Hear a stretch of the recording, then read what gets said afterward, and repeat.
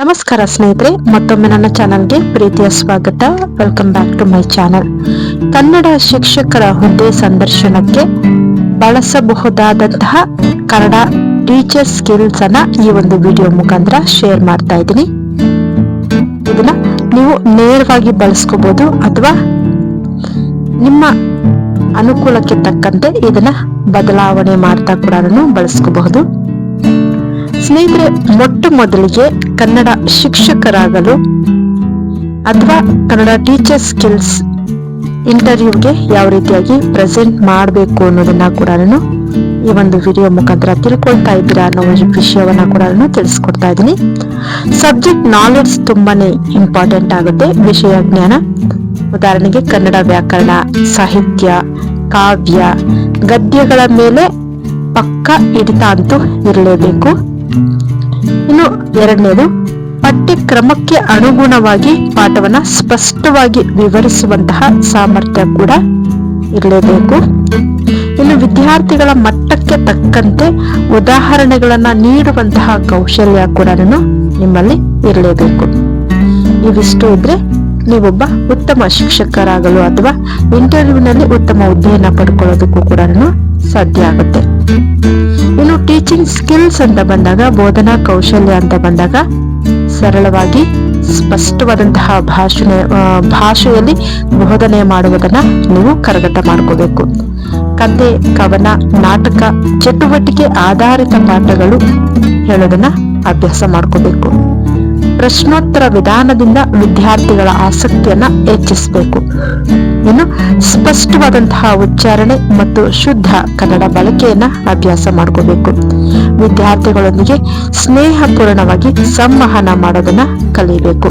ಹಾಗೇನೆ ಪೋಷಕರೊಂದಿಗೆ ಉತ್ತಮ ಸಂವಹನ ಸಾಮರ್ಥ್ಯ ಕೂಡ ರೂಢಿಸ್ಕೋಬೇಕು. ಇನ್ನು ತರಗತಿ ನಿರ್ವಹಣೆ ಅಥವಾ ಕ್ಲಾಸ್ ರೂಮ್ ಮ್ಯಾನೇಜ್ಮೆಂಟ್ ಯಾವ ರೀತಿಯಾಗಿ ಇರಬೇಕು ಅಂದ್ರೆ, ತರಗತಿಯಲ್ಲಿ ಶಿಸ್ತು ಕಾಪಾಡುವುದು, ಎಲ್ಲಾ ವಿದ್ಯಾರ್ಥಿಗಳಿಗೆ ಸಮಾನವಾದಂತಹ ಅವಕಾಶವನ್ನ ನೀಡುವಂತಹದ್ದು. ಒಬ್ಬರಿಗೆ ನಿಮ್ಮ ಫೇವರೆಟ್ ಸ್ಟೂಡೆಂಟ್ ಅಂತ ಮಾಡಬಾರ್ದು, ಎಲ್ಲ ಮಕ್ಕಳನ್ನು ಕೂಡ ಸಮಾನವಾಗಿ ಅವಕಾಶವನ್ನ ಕೊಡ್ತಾ ನೋಡ್ಬೇಕು. ಹಾಗೇನೆ ದುರ್ಬಲ ವಿದ್ಯಾರ್ಥಿಗಳ ಕಡೆಗೆ ವಿಶೇಷವಾದಂತಹ ಗಮನ ಕೂಡ ಕೊಡಬೇಕು. ಇನ್ನು ಅಸೆಸ್ಮೆಂಟ್ ಸ್ಕಿಲ್ಸ್ ಅಂತ ಬಂದಾಗ, ಮೌಲ್ಯಮಾಪನ ಕೌಶಲ್ಯ ಅಂತ ಬಂದಾಗ, ಮಕ್ಕಳಿಗೆ ಪರೀಕ್ಷೆಯಲ್ಲಿ ಪ್ರಾಜೆಕ್ಟ್ ಮುಖಾಂತರ ಚಟುವಟಿಕೆಗಳ ಮೂಲಕ ಕೂಡ ನಾವು ಮೌಲ್ಯಮಾಪನ ಮಾಡ್ತೀವಿ. ವಿದ್ಯಾರ್ಥಿಗಳ ಬಲ ದುರ್ಬಲತೆಯನ್ನ ಗುರುತಿಸುವುದು ಕೂಡ ನಮ್ಮ ಜವಾಬ್ದಾರಿ. ಹಾಗೇನೆ ರಚನಾತ್ಮಕ ಪ್ರತಿಕ್ರಿಯೆ ನೀಡುವುದು ಕೂಡ ತುಂಬಾನೇ ಇಂಪಾರ್ಟೆಂಟ್. ಇನ್ನು ನಾವು ಟೀಚಿಂಗ್ ಅಲ್ಲಿ ಯಾವ ರೀತಿಯಾಗಿ ಟೆಕ್ನಾಲಜಿಯನ್ನ ಬಳಸ್ಕೋಬೇಕು ಅಥವಾ ತಂತ್ರಜ್ಞಾನವನ್ನ ಬಳಕೆ ಮಾಡಬೇಕು ಅಂದ್ರೆ, PPT ಮೂಲಕ, ವಿಡಿಯೋಗಳ ಮೂಲಕ, ಡಿಜಿಟಲ್ ಪಾಠ ಸಾಮಗ್ರಿಗಳ ಬಳಕೆ ಮಾಡುವುದರ ಮೂಲಕ, ಹಾಗೇನೆ ಆನ್ಲೈನ್ ಶಿಕ್ಷಣ ಸಾಧನಗಳ ಮೂಲಕ ಕೂಡ ನಾವು ಟೀಚಿಂಗ್ ಅನ್ನ ಪರಿಣಾಮಕಾರಿಯಾಗಿ ಬಳಸ್ಕೋಬಹುದು. ಟೆಕ್ನಾಲಜಿ ಯೂಸ್ ಮಾಡ್ಕೊಳ್ಳೋದು. ಹಾಗೇನೆ ಸ್ಮಾರ್ಟ್ ಕ್ಲಾಸ್ ಬಳಕೆ, ಈಗಂತೂ ಸ್ಮಾರ್ಟ್ ಕ್ಲಾಸ್ ಎಲ್ಲ ಒಂದು ಸ್ಕೂಲ್ಗಳಲ್ಲೂ ಕೂಡ ಇದೆ. ಸ್ಮಾರ್ಟ್ ಬೋರ್ಡ್ ಮುಖಾಂತರ ಮಕ್ಕಳಿಗೆ ಟೀಚಿಂಗ್ ಮಾಡುವಂತಹದ್ದು. ಉದಾಹರಣೆಗೆ ನಾವು ಒಂದು ಟಾಪಿಕ್ ಅನ್ನ ತಗೊಂಡಾಗ ಅದಕ್ಕೆ ಸಂಬಂಧಪಟ್ಟಂತೆ ಒಂದು ಟೆಕ್ನಾಲಜಿಯನ್ನ ಕೂಡ ಬಳಸ್ಕೊಳ್ಳೋದು ಇಂಪಾರ್ಟೆಂಟ್ ಆಗುತ್ತೆ. ಇನ್ನು ಮಕ್ಕಳಿಗೆ ಸಂಸ್ಕಾರ ಶಿಕ್ಷಣ ನೀಡುವುದು, ಮೌಲ್ಯಯುತ ಶಿಕ್ಷಣ ನೀಡುವುದು ಕೂಡ ಶಾಲೆ ಮತ್ತು ಶಿಕ್ಷಕರ ಟೀಚರ್ ಅಥವಾ ಶಿಕ್ಷಕರ ಜವಾಬ್ದಾರಿ ಕೂಡ. ಇನ್ನು ಕನ್ನಡ ಭಾಷೆ ಮತ್ತು ಸಂಸ್ಕೃತಿಯ ಗೌರವ ಬೆಳೆಸುವುದು ತುಂಬಾನೇ ಇಂಪಾರ್ಟೆಂಟ್.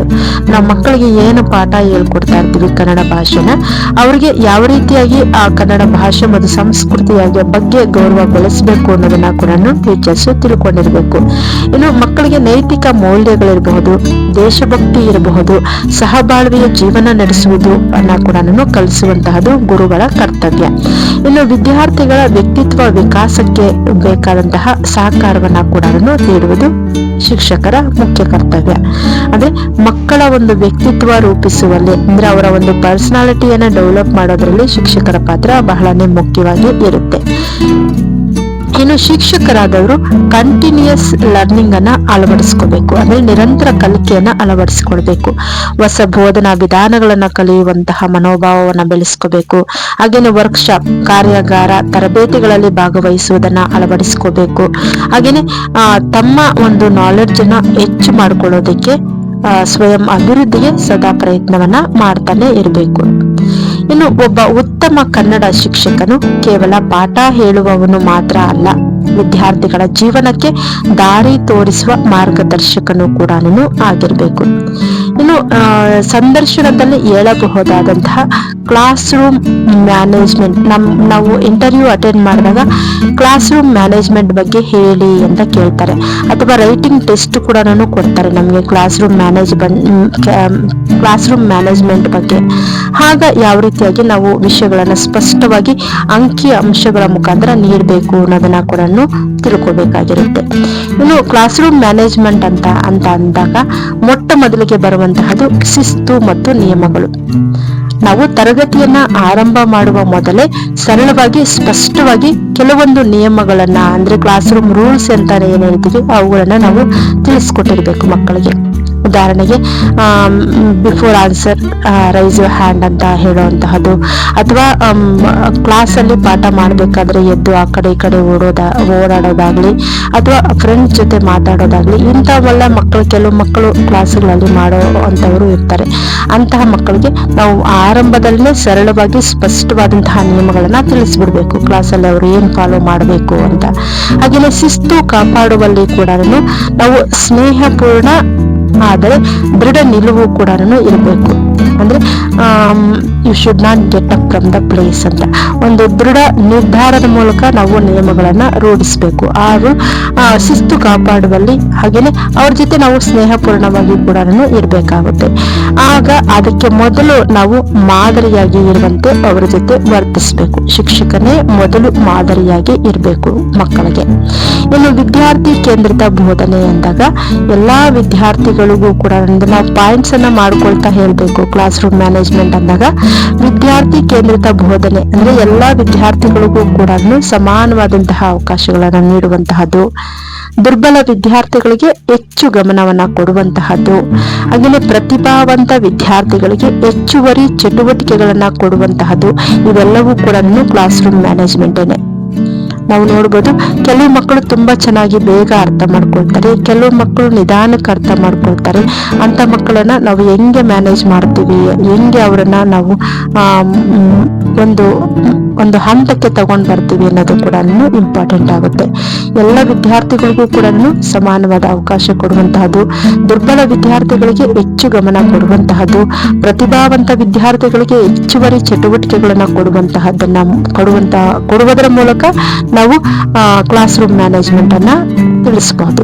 ಇನ್ನು ಪ್ರಶ್ನೋತ್ತರ ವಿಧಾನ ಬಳಸುವಂತಹದ್ದು, ಮಕ್ಕಳನ್ನ ನಾವು ಸಕ್ರಿಯವಾಗಿ ನಾವು ಕ್ಲಾಸ್ ರೂಮ್ ಅಲ್ಲಿ ತೊಡಗಿಸ್ಕೊಳ್ಳೋಂಗೆ ಇಟ್ಕೋಬೇಕು. ಸಕ್ರಿಯವಾಗಿ ಅವರು ಭಾಗವಹಿಸ್ಬೇಕು. ನಾವು ಕೊಡುವಂತಹ ಚಟುವಟಿಕೆಗಳಿರ್ಬೋದು, ಪ್ರಶ್ನೋತ್ತರಗಳಿರ್ಬೋದು, ಅಥವಾ ತರಗತಿಯ ಒಂದು ಬೋಧನಾ ವಿಧಾನದಲ್ಲಿರ್ಬೋದು, ಇವುಗಳಲ್ಲಿ ನಾವು ಮಕ್ಕಳು ಸಕ್ರಿಯವಾಗಿ ಪಾಲ್ಗೊಳ್ಳುವಂತೆ ನಾವು ಗಮನವನ್ನ ಕೊಡಬೇಕು.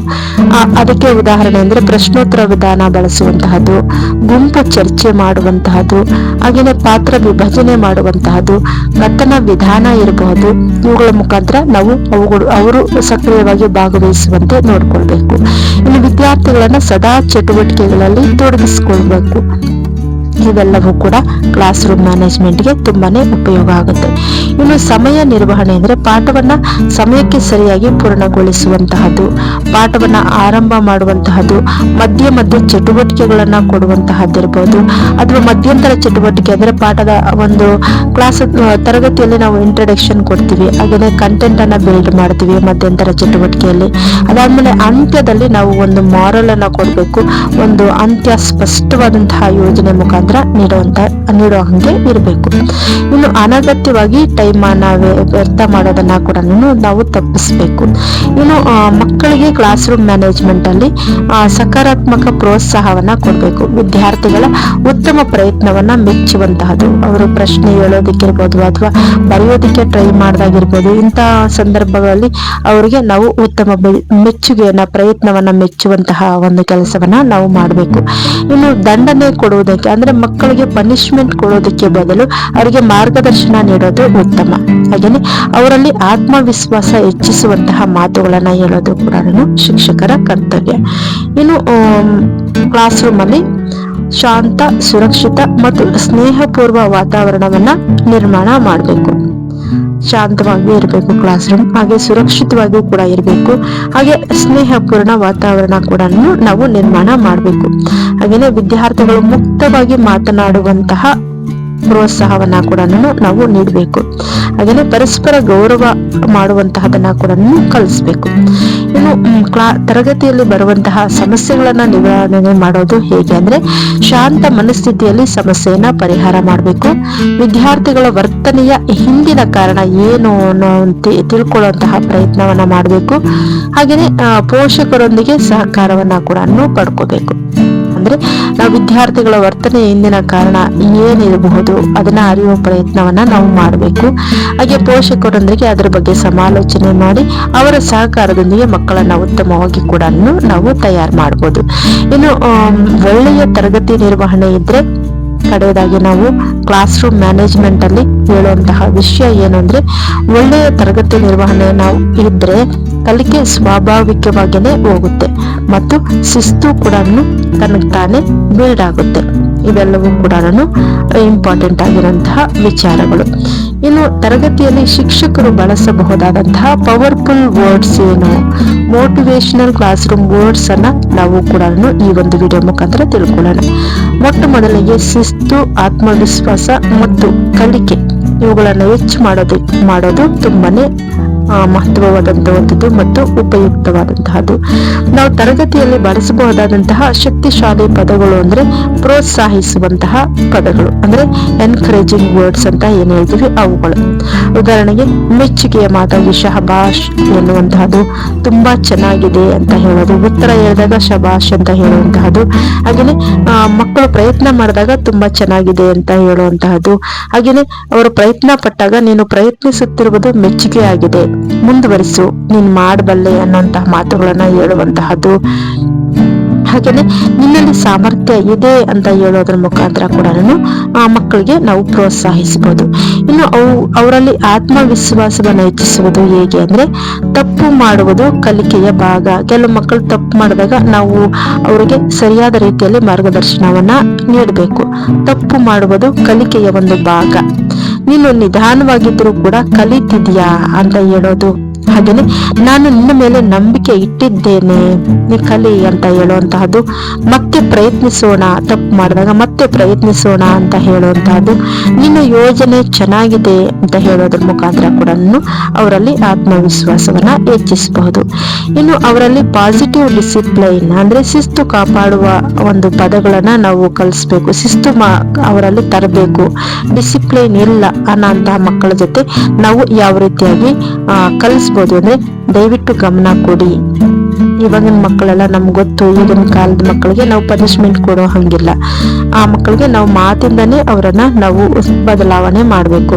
ದಯವಿಟ್ಟು ಗಮನ ಕೊಡಿ ಅಂತ ಹೇಳೋದಿರ್ಬೋದು, ಈಗ ಕೇಳೋಣ ಅಂತ ಹೇಳೋದಿರ್ಬೋದು, ಒಬ್ಬೊಬ್ಬರಾಗಿ ಮಾತಾಡೋಣ. ಗುಂಪಲ್ಲಿ ಆನ್ಸರ್ ಮಾಡ್ತಾ ಇದ್ದಾಗ ಒಬ್ಬೊಬ್ಬರಾಗಿ ಮಾತಾಡೋಣ ಅಂತ ಹೇಳೋದು.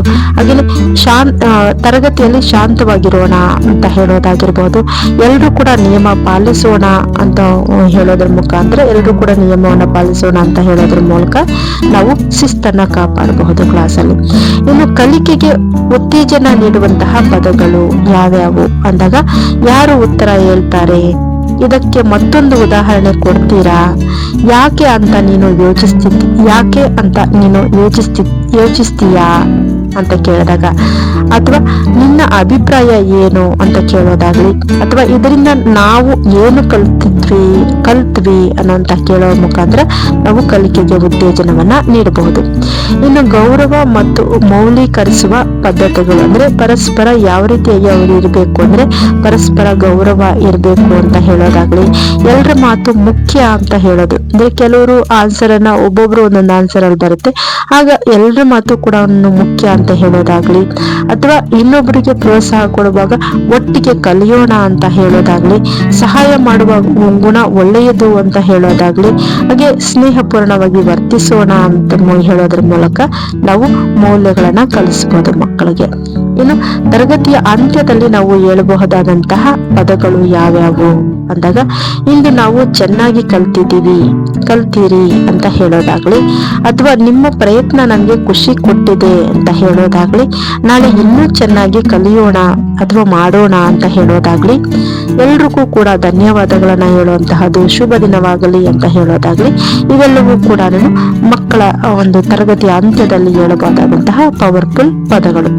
ಇನ್ನು ಶಿಕ್ಷಕರ ಮಾತುಗಳು, ಕಡೆಯದಾಗಿ ನಾವು ಇದೆಲ್ಲ ನೋಡಿದಾಗ ನಾವು ಏನನ್ನ ನೋಡ್ಬೋದು ಅಂದ್ರೆ, ಶಿಕ್ಷಕರ ಮಾತುಗಳು ವಿದ್ಯಾರ್ಥಿಗಳ ಜೀವನದ ಮೇಲೆ ದೀರ್ಘವಾದಂತಹ ಪ್ರಭಾವ ಬೀರ್ತವೆ ಅನ್ನೋದನ್ನ ನಾವು ಎಂದಿಗೂ ಕೂಡ ಮರಿಬಾರ್ದು. ಅದನ್ನ ಗಮನ ಇಟ್ಕೊಂಡೆ ನಾವು ಮುಂದುವರಿಬೇಕು ಅನ್ನೋದನ್ನ ನಾವು ತಿಳ್ಕೋಬಹುದು.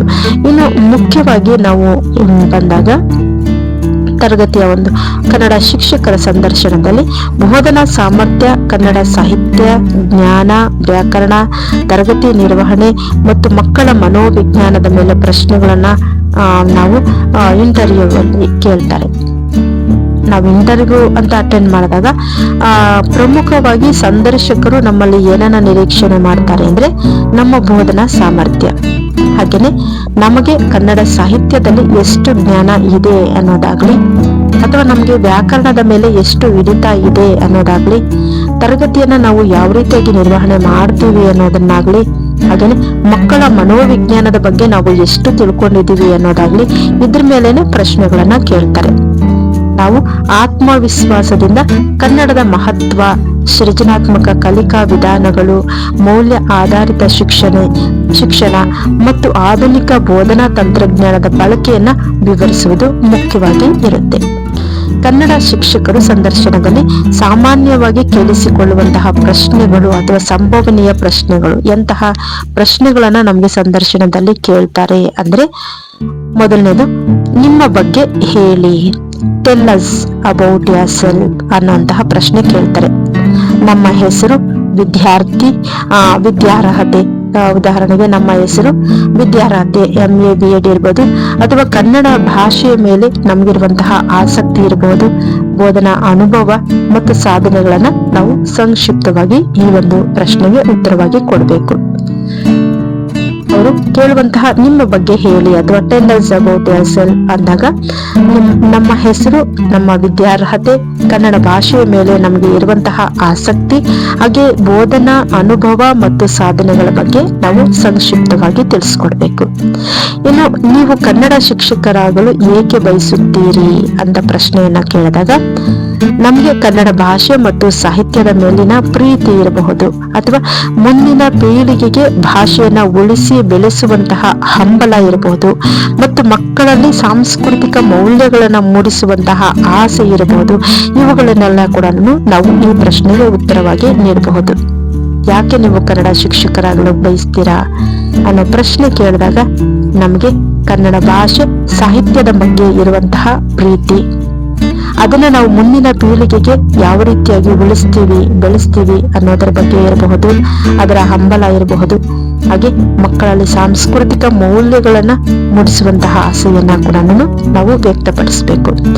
ಇನ್ನು ನಿಮ್ಮ ಬೋಧನಾ ಫಿಲಾಸಫಿ ಏನು ಅಂತ ಪ್ರಶ್ನೆ ಕೇಳಿದ್ರೆ, ಪ್ರತಿ ಮಗು ಕೂಡ ವಿಶಿಷ್ಟವಾಗಿ ಇರುತ್ತೆ. ಕೇವಲ ಪಠ್ಯ ಪುಸ್ತಕ ಅಷ್ಟೇ ಅಲ್ಲ, ಅದನ್ನ ಪ್ರಾಯೋಗಿಕವಾಗಿ ಮತ್ತು ಆಸಕ್ತಿದಾಯಕ ವಿಧಾನಗಳ ಮೂಲಕ ಕಲಿಯುವ ಆಸಕ್ತಿ ಮೂಡಿಸುವುದು ನನ್ನ ಗುರಿ ಅನ್ನುವಂತಹ ಉತ್ತರವನ್ನ ಕೂಡ ನೀವು ಹೇಳಬಹುದು.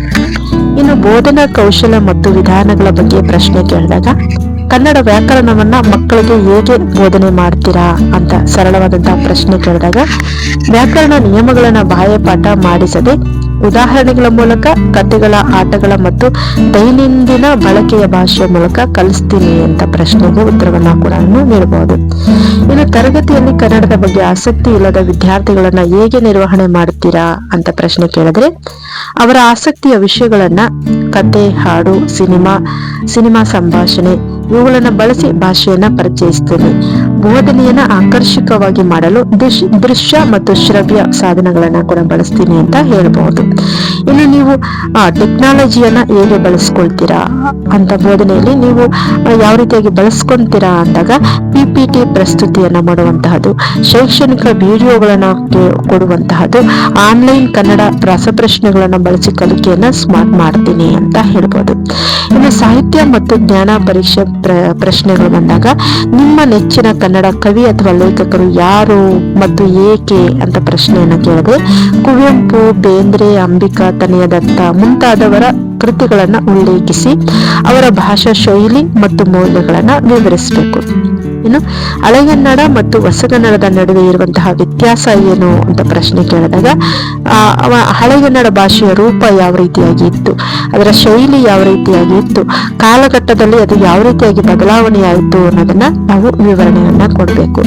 ಇನ್ನು ಸಂದರ್ಭ ಒಂದು ಸಿಚುವೇಶನಲ್ ಪ್ರಶ್ನೆಗಳು ಕೂಡ ಬಂದ್ಬಿಡುತ್ತೆ. ಪೋಷಕರು ನಿಮ್ಮ ಬೋಧನಾ ವಿಧಾನವನ್ನು ಪ್ರಶ್ನಿಸಿದರೆ ನೀವು ಏನ್ ಮಾಡ್ತೀರಾ ಅಂತ ಪ್ರಶ್ನೆ ಮಾಡಿದಾಗ ಶಾಂತಿಯುತವಾಗಿ ಅವರ ಆತಂಕವನ್ನ ಆಲಿಸ್ಕೋಬೇಕು. ಫಸ್ಟ್ ಶಿಕ್ಷಕರಾದವರು ನಮ್ಮ ಬೋಧನಾ ವಿಧಾನದ ಹಿಂದಿನ ವೈಜ್ಞಾನಿಕ ಕಾರಣ ಮತ್ತು ಮಗುವಿನ ಪ್ರಗತಿಯನ್ನ ನಾವು ಅಂಕಿ ಅಂಶಗಳೊಂದಿಗೆ ವಿವರಿಸಿ ಮನವರಿಕೆ ಮಾಡ್ತೀನಿ ಅಂತ ಹೇಳಬೇಕು. ಇದು ಪ್ರಮುಖವಾಗಿ ಒಂದು ಕನ್ನಡ ಶಿಕ್ಷಕರಿಗೆ ಇಂಟರ್ವ್ಯೂಗೆ ಉಪಯೋಗ ಆಗಲಿ ಅನ್ನೋ ಒಂದು ಉದ್ದೇಶದಿಂದ ಮಾಡಿದಂತಹ ವಿಡಿಯೋ. ಮತ್ತೆ ಭೇಟಿಯಾಗೋಣ ಮುಂದಿನ ವಿಡಿಯೋದಲ್ಲಿ. ಧನ್ಯವಾದಗಳು.